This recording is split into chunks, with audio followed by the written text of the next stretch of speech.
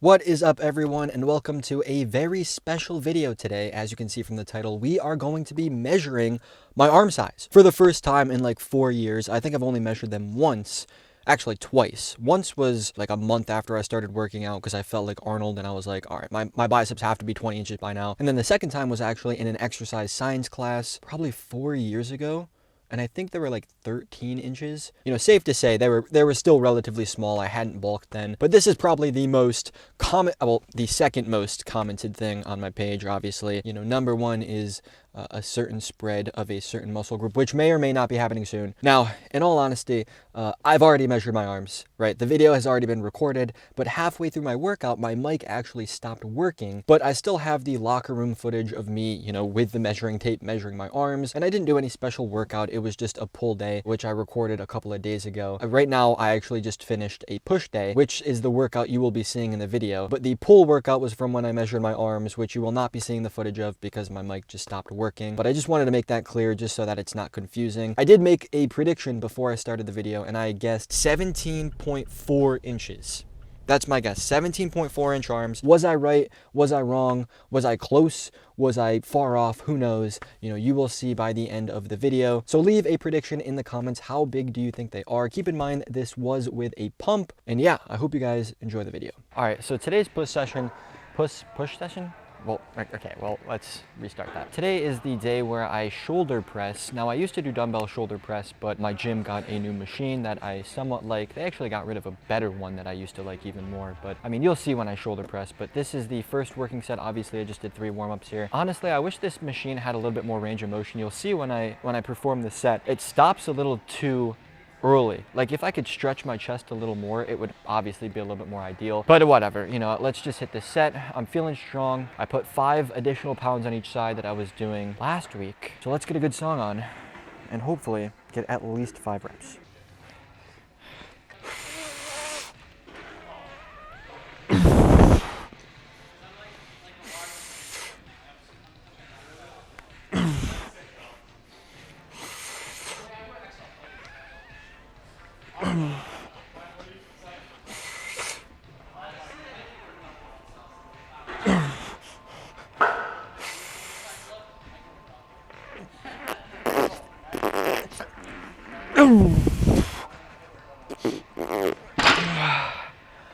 A little overzealous there.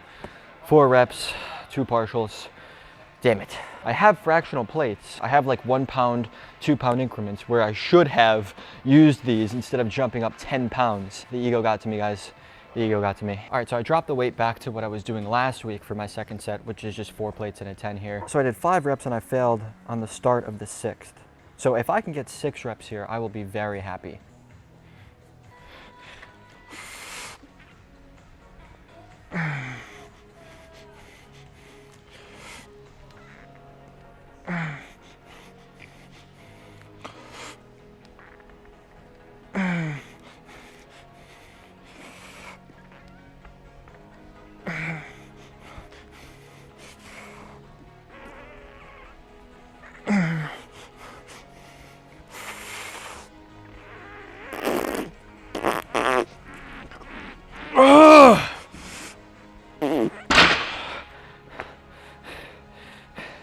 Damn it.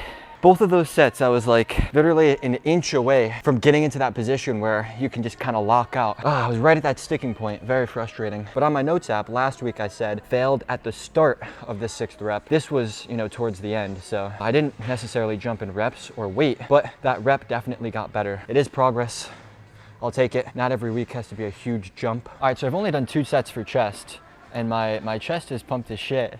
And Ty is looking at me while I'm recording this set. But yeah, I've only done 2 sets for chest, and my chest is already super pumped. So we just got 1 set here of the decline, 1 set of the upper flies, and that is it for chest. Just those 5 sets. Actually, well, no, that's 4 sets, isn't it? Yeah, that's 4 sets. I believe I did 5 reps and failed on the 6th last time, although I'm not gonna check it, and I'm just gonna tell myself I'm gonna get 6 reps. Maybe I tell myself that I got 6 reps last time, so that in my mind, I have to get 7 reps, and then naturally I'll fail on the 6th, which will still be progress, even though I'm telling myself I got 6, but I really got 5. But if I know I kind of got 5, it kind of defeats the purpose, doesn't it?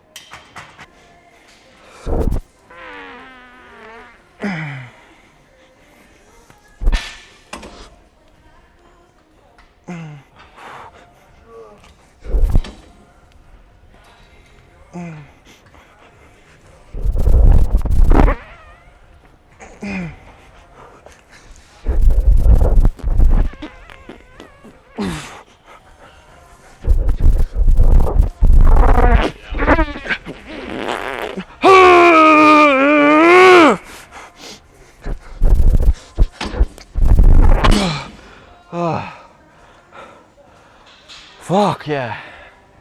That was a grinder. Holy shit. That was a grinder. That was a grinder. Woo! Fuck it, I'll take it. I'll take it. I'll take it. Now, ideally, when it comes to training your upper chest, obviously, or just training your chest in general, you want back support just so that you can have something to brace your back against so that when you go on the way back, you're not, falling backwards. But unfortunately, my gym does not have a good machine, so I kind of just do it on this fly machine.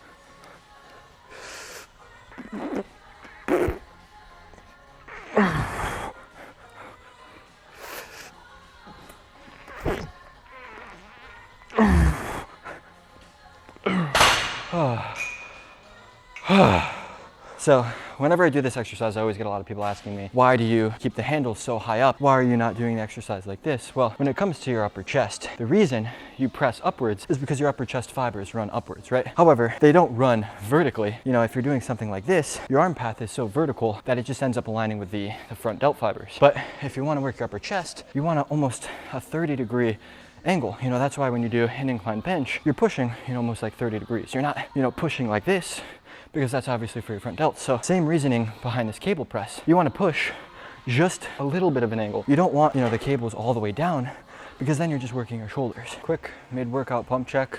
The chest, all the exercises are done. Not sure if the camera's picking that up, but my chest is pumped as shit. It's actually pumped like crazy right now.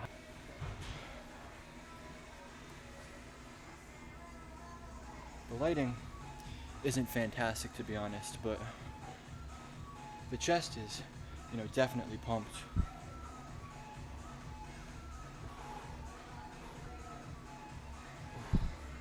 So yeah, let's get some shoulder action going on. So 2 sets of front delt is all I do for the week, and it's just on the seated shoulder press machine. The front delts obviously get so much involvement in your pressing movements that I find it's not really necessary to train them, every single push day. Might as well give priority to your side delts and your rear delts, since, let's be honest, those are the aesthetic portions. Obviously you want a big front delt for sure, but if you don't have big side delts or rear delts, your shoulders are just not going to look 3D.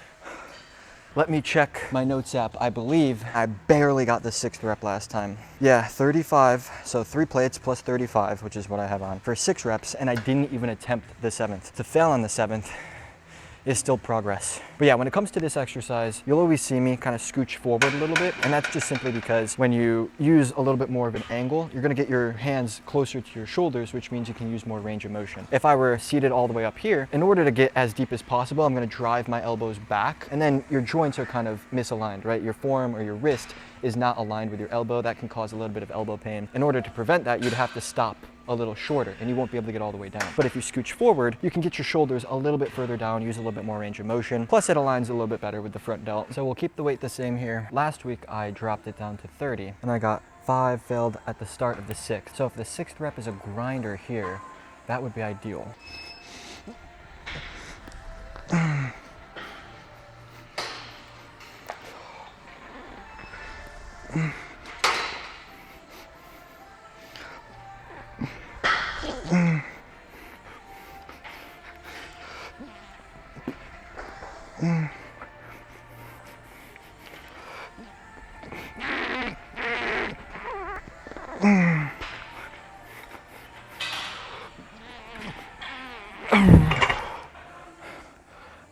Honestly, there is absolutely no way in hell I was getting that 6 rep. So it's a little tricky to get the right camera angle on this this exercise, just because this machine is kind of placed 1 feet away from a ton of different other machines here.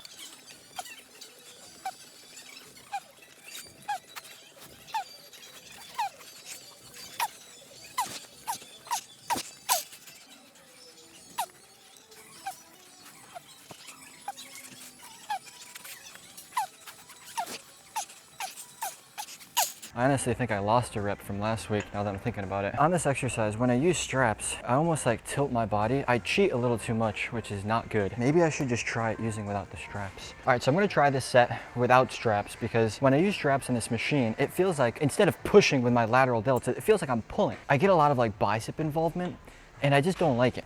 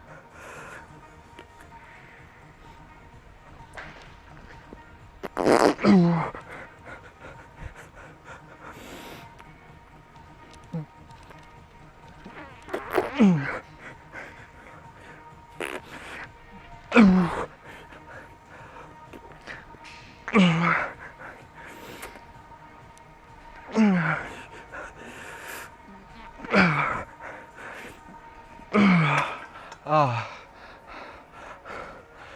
that felt good. That felt really good. It wasn't moving at all.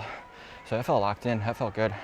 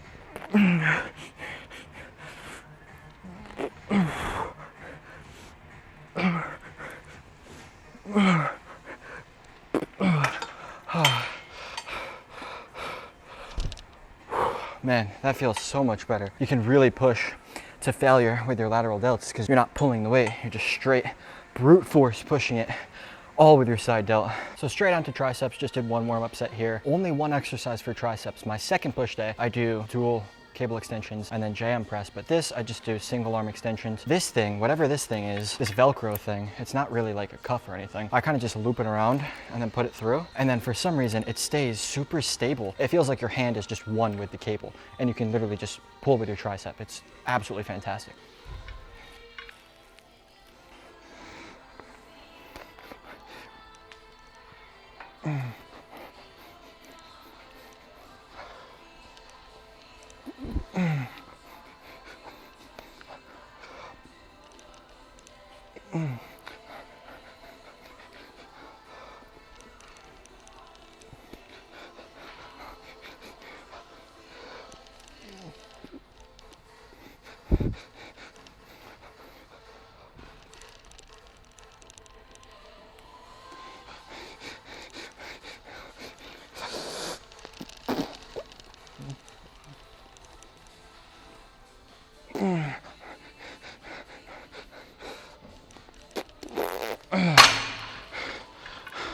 Yeah, so we'll do partials on the second set.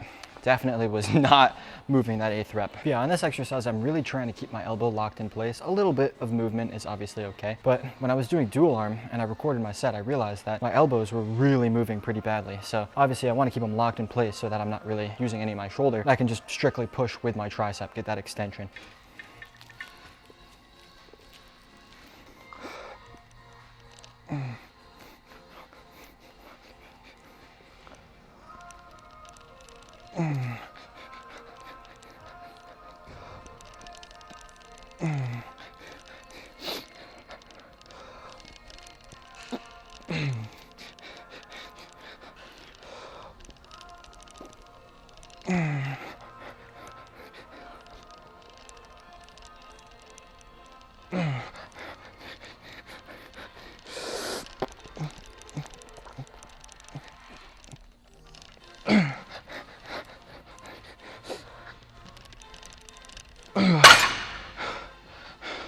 Yeah, so as you can see with that set, obviously the cable was following my arm path, right? If you're doing a rope, the cable will not be able to follow your arm path. The rope might be able to, but the rope is not the tension, right? The cable is connected to the weight, not the rope. Sure, the rope is connected to the cable, but the handles move, right? There's no tension on the handles. When I use single arm, it can move in line with my triceps, right? If there are 2 cables, then yeah, both of them would be in line with both my arms. But even if you're using a rope, sure, you might be able to fully extend, but that rope is still moving vertically.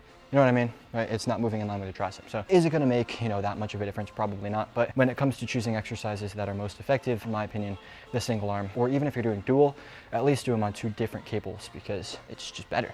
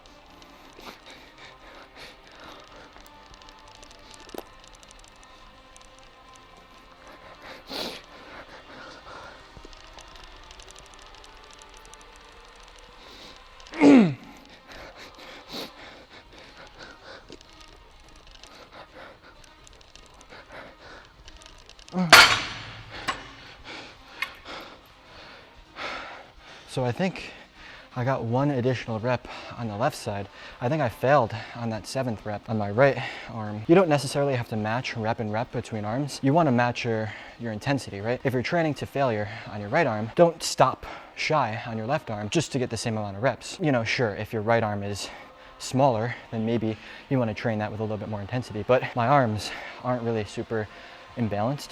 They're kind of the same. So I'm just going to train to failure on my right arm, then train to failure on my left arm. Ideally they should be somewhere around the same amount of reps, but as long as I'm training to failure on both arms, in my opinion, I think that's what matters most. But I wanted to show you guys some posing before I actually measured my arms in the locker room, because I did actually do preacher curls, and then right after I did a set of push-ups to failure, probably around 30 to 35. I wasn't counting. Well, I was counting, but I forgot. And then, straight into the locker room with the measuring tape, and we'll see what they measured out. I was looking pretty good here. I had the bicep and the tricep pump, plus the back pump from the pull day. I think my arms have grown a very decent amount. I'm, pretty fortunate to have very good bicep genetics. I don't really have a gap in between my bicep, and they're not really super long insertions. I think I've just been blessed with like the perfect bicep insertions. And as you can see, we measured the right arm first for a measurement of about 17.4 inches, which is my exact prediction. I literally nailed it right on the money. I had a feeling it was somewhere between 17 and 18 inches. 18 would have been probably too crazy. Not to say I didn't expect it, because I, expected exactly that amount. But yeah, as you can see with my left arm measurement, it was about 17.5 here. Whether or not, it was exactly 17.4 is probably up for debate. But, somewhere in that range with a pump, 17 to 17.5, I will take it. But yeah, that is it for the video. I hope you guys did enjoy, and I hope you learned something, because, this video was packed with information. So if you just skip to this portion of the video, I highly recommend going back and watching that workout. It's a free push workout that you can literally copy if you want. It's my exact routine, the sets, the reps, the intensity, and I also show you how to perform the exercises, why I do them, all that good stuff. So I highly recommend watching it. But that is it for this video. If you want to see more of these measurement type videos, let me know. I hope you guys enjoyed, and I'll see you guys next time.